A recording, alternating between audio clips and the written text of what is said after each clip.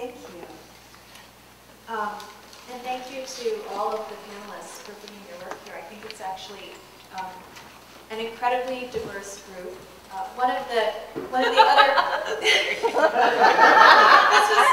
this has been an exciting challenge to bring it all together. I think that one of the things that has been in my mind is the statement, "The personal is political," which sort of came around in early feminism and has been with us ever since and can get really hackneyed. But I think that using that as a lens, we can see these works in really different ways. Like we can see that as a juxtaposition. So we have in Sarah's work these really intimate duets with this sort of like meta landscape of political and non-political content that's almost in tension with the very intimate work that's on stage.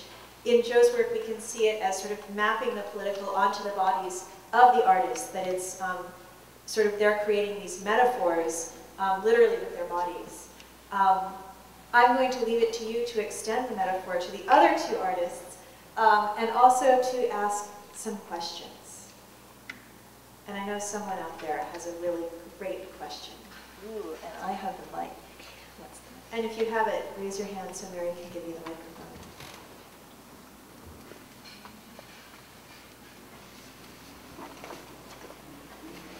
Mary, do you have a question?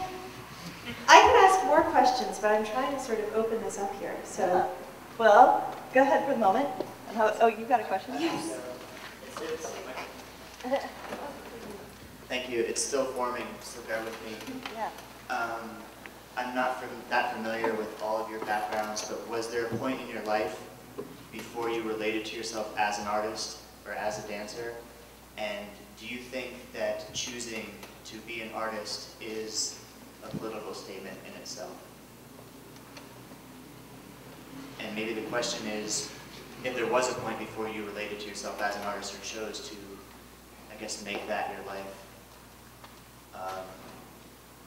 what was that point? Well, I actually have a degree in political science. I didn't start dancing until my last year in college and never in a million years imagined myself to be an artist.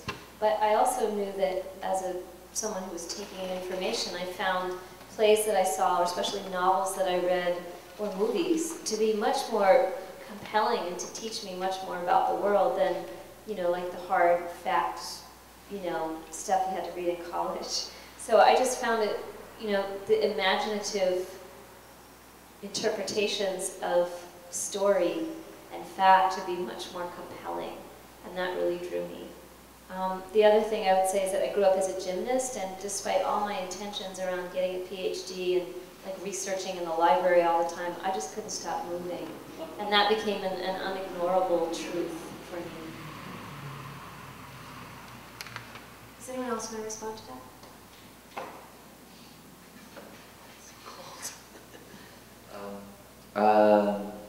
Yeah, I mean, I can definitely remember a time before I was an artist, or before I identified. I mean, I think my first sense of myself identity is just like son, brother, fag.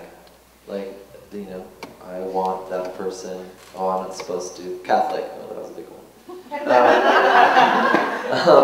And then it was like artist. I don't know. I just thought like I was like I just want to dance. I just want to dance. It was definitely a struggle.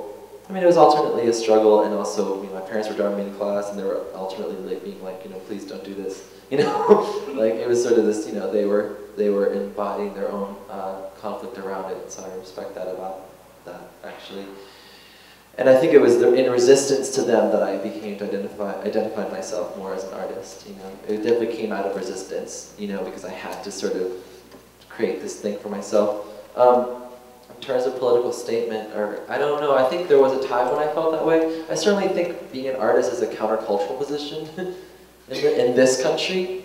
I mean, I think it's really specific to this country, and I think it's part of the sort of the, but it also gets woven into sort of like the myth of the artist here. It's like the artist who, like the poor artist, the poor, this like the dancer who dances for nothing, and I find that problematic personally. Like at a certain point, I'm like, I don't know, like I deserve to get paid, a baker deserves to get paid for baking, I don't think I'm that much special, more special. I think I'm really good at coming up with ideas and making them into things. But I have such a messianic tendency to begin with.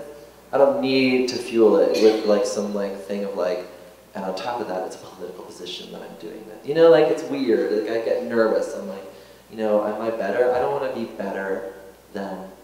I remember I always tell the story, doing this Graham workshop. I was like in a Graham scholarship program for some strange reason.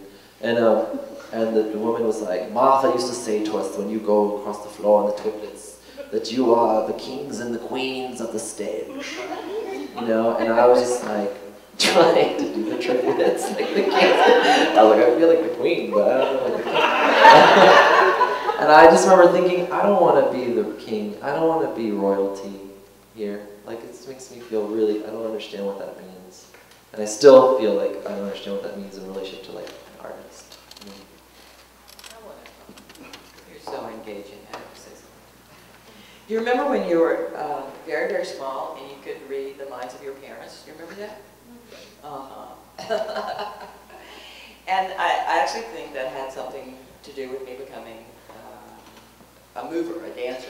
I used to sprint, I used to run, I used to climb electrical towers, I used to climb trees. I got scars all over. And then I was always running away, and in that way, like a thoroughbred horse, running away from the emotional drag that was in my body, trying to get it out. And I was completely frozen with pain. And I went to this small fine art school in Rome, Georgia, and I met this woman, Francesca Boas. There was a picture of her. I related to animals, not people. There was a picture of her wanted by the Ku Klux Klan. It was a picture of her and her dog. I saw her